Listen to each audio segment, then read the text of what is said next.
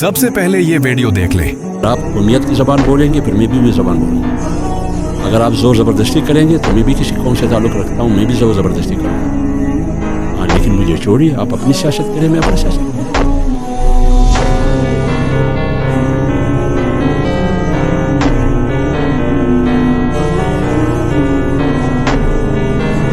क्या आप भी एक प्रोफेशनल टेक्स्ट एडिटिंग सीखना चाहते हैं?